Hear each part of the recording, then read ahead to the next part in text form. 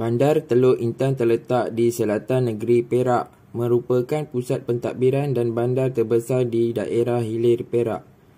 Teluk Intan dilingkungi oleh aliran Sungai Perak dan Sungai Bido. Bandar ini adalah bandar yang terbesar di selatan Perak berbanding dengan Kampar, Tapah, Hutan Melintang dan Bagan Datuk. Dari segi kedudukan, bandar ini menduduki tempat ketiga terbesar di negeri Perak. Bandar terdekat yang lain ialah Sabak Benam, Bagan Datuk, Bido, Tapah, Kampar dan Lumut. Bandar ini disambungkan dengan lebuh raya Kemanjung, Tapah dan Bido. Nama asal Teluk Intan ialah Teluk Mak Intan. Nama Teluk Mak Intan diambil dari seorang janda yang dikatakan mempunyai rupa paras yang cantik. Beliau adalah seorang saudagar yang berasal dari Mandahiling, Sumatera. Beliau adalah peneroka yang membuka Teluk Intan di sekitar awal abad ke-19. Pada waktu itu, kawasan yang diterokai oleh Mak Intan dikenali sebagai Pekan Mak Intan. Berikutan penerokaan ini, ramailah orang seberang berketurunan Jawa, Rawa, Mandahiling, Minangkabau, Kampar dan kemudian India Bombay datang mendiami kawasan yang baru diterokai itu. Kebanyakan daripada mereka adalah para petani dan para pedagang. Mereka berdagang barangan tradisi seperti rempah ratus, kain, inggu, kacip, parang dan sebagainya. Berkuat kuasa 1 Januari 1982, bandar ini bertukar nama dari Teluk Anson kepada Teluk Intan. 1874, John Anderson melaporkan Teluk Intan adalah satu penempatan terawal di hilir Perak selain Pasir Berdama, Batak Rabit dan Durian Sebatang. Pada tahun 1875, Teluk Intan menjadi pusat pentadbiran dan pengkalan oleh penjajah Inggeris setelah termeterinya Perjanjian Pangkur 1874. Bandar ini lebih lewat berbanding Durian Sebatang, Pasir Berdama dan Batak Rabit. Pada peringkat awal, Durian Sebatang adalah pusat pentadbiran sebagai pelabuhan untuk mengumpulkan biji timah dari kawasan Batang Padang, Bidur dan Tapah. Residen British ketiga, Sir Hugh Low meminta jasa baik Gubernur Negeri Selat untuk mewujudkan bandar baru pentadbiran di Teluk Mak Intan. Ketika itu, pemangku Gubernur Negeri Selat ialah General Sir Archibald Edward Hardbourne Anson pada tahun 1826 hingga 1925. Anson setuju dengan cadangan Hugh Low, malah melukis plan pertama bandar Teluk Intan. Anson dilantik sebagai pegawai daerah Teluk Intan dan bersara pada 1882. Pada 15 Mac 1882, bandar Teluk Anson diberi nama sempena namanya. Namanya diberikan oleh Hugh Low dalam persetujuan Majlis Negeri. Namun, Durian Sebatang terus kekal sebagai penghubung kepada pemunggahan hasil tempatan terutama Bido dan Tapah. Satu rancangan menyambungkan Teluk Anson dengan Durian Sebatang dan akan menyebabkan Teluk Anson menjadi sebuah pulau di dalam Sungai Perak. 1884, pemangku residen Perak Frank Swettenham muskil dengan cadangan terusan ini. Pada tahun 80-an, zaman kereta api di Perak telah menyebabkan peranan sungai sebagai jalan penghubung telah berubah. Stesen kereta api dan pelabuhan yang kukuh dibina di Batak Rabit. Pelabuhan ini sibuk sehingga Perang Dunia Kedua. Pada tahun 1938, Teluk Intan dijadikan bandar diraja untuk Raja Muda Perak sehingga kini. Penetapan itu dibuat oleh Sultan Iskandar Shah yang ketika itu menjadi Sultan Perak.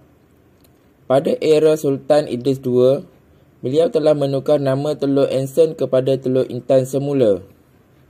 1962, Majlis Bandaran Teluk Anson ditubuhkan iaitu sebuah lembaga kerajaan tempatan dan dilantik seorang pegawai daerah. Era tahun 70-an, Peranan Teluk Intan sebagai stesen kereta api dan pelabuhan ditamatkan kerana Sungai Perak semakin cetek dan hakisan tebing sungai menyebabkan gudang-gudang runtuh ke dalam sungai. 5 April 1980, Majlis Daerah Hilir Perak ditubuhkan bagi mengurus tadbir kawasan Langkap, Cucak, Palawan, Batu 12 dan kawasan sekitar. Pada 23 April 2003, Majlis Daerah Hilir Perak telah dinaik taraf menjadi Majlis Pemandaran Teluk Intan setelah mendapat kelulusan Jemaah Menteri. Majlis Pengisytiharan telah disempurnakan oleh Duli Yang Maha Mulia Paduka Seri Sultan Perak pada 4 April 2004. Menara Condong adalah sebuah menara jam yang terletak di Teluk Intan, Perak. Ia menjadi mercu tanda bandar Teluk Intan sejak beberapa lama. Keunikan menara ini adalah ia menyerupai Menara Pisa di Itali. Menara ini dibina pada tahun 1885 dan ia memiliki ketinggian setinggi 85 kaki dan terdapat 110 buah anak tangga. Walaupun telah berusia lebih 100 tahun, ia masih berdiri kukuh dan agak sengit dan tercondong sedikit. Menara ini sebenarnya adalah merupakan takungan air sebelum adanya tangki air di Cangkat Jong. Bangunan 3 tingkat ini juga dilengkapi dengan jam besar. Kini menara ini tidak digunakan lagi dan hanya menjadi tarikan pelancong yang mengunjungi bandar Teluk Intan. Di bahagian bawahnya dihiasi dengan landscape yang indah seperti pasu bunga, lantai mamar dan kerusi rehat untuk bersantai seisi keluarga. Menara Condong asalnya tidaklah condong sebagaimana sekarang. Orang yang bertanggungjawab membina menara jam ini ialah Leong Chon Cheong atau Ah Cheong. Sebagai arkitek, beliau mendapat ilham membina dengan reka bentuk demikian berdasarkan bangunan pagoda di negara China.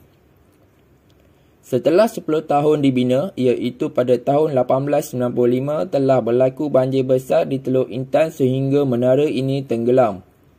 Banjir yang berlaku dengan bebanan air yang berat inilah dipercayai punca menara ini mula condong ke arah barat.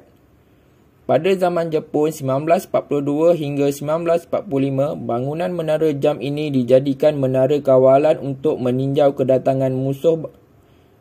Bangunan kayu ini yang digunakan sebagai bangunan ketenteraan oleh pihak Jepun telah menyebabkan kerosakan terutama pada bahagian atas. Kini bangunan condong ini mendapat julukan Menara Condong kedua di dunia selepas Pisa di Itali. Tangki air terletak di aras 3 yang dibuat daripada keluli setinggi 16 kaki. Tangki ini boleh memuat sejumlah 680 kaki padu air. Menara ini pernah digunakan oleh Lembaga Perancang Keluarga Negara dan Persatuan Pengakap Teluk Intan. Batu tenggek ini sering kali dimasukkan dalam senarai lokasi tumpuan pelancongan, namun tidak banyak maklumat yang ada mengenai kewujudan batu tenggek tersebut. Tidak banyak tugu peringatan yang didirikan menggunakan sebongkah batu granit besar seperti yang ada di Teluk Intan ini. Ini membuatkan tugu memorial Perang Dunia Teluk Intan ini sebagai suatu yang unik. Mungkin ia merupakan satu-satunya tugu seperti ini di Malaysia. Idea untuk membina sebuah memorial Perang Dunia Pertama bagi memperingati mereka yang terkorban dalam perang tersebut telah dicadangkan oleh Persatuan Peladang Perak Tengah seawal tahun 1917, iaitu ketika Perang Dunia tersebut masih lagi berlangsung di Eropah. Cadangan ini telah diterima dengan baik oleh hampir kebanyakan cawangan persatuan dan telah bersetuju untuk menyertai pembinaan tugu tersebut. Memorial Perang Dunia ini telah dirasmikan oleh Sir Theodore Fraser, General Officer Commander Malaya pada hari Jumaat 16 Januari 1926. Tugu ini dibina dengan menggunakan sebongkah batu granit besar dan diletakkan di atas sebuah pentas asas yang dibuat daripada konkrit. Tugu batu ini telah didirikan di persimpangan Jalan Diu serta Jalan Batak Rabit dan ianya terletak di perkarangan Kelab Lower Perak. Perasmian ini diiringi dengan upacara daripada pihak tentera dan seterusnya ucapan daripada General Fraser. 3 Tiada nama yang diukir pada tugu tersebut kerana tiada rekod perkenaan penduduk dari Teluk Anson yang keluar menyertai Perang Dunia Pertama di Eropah.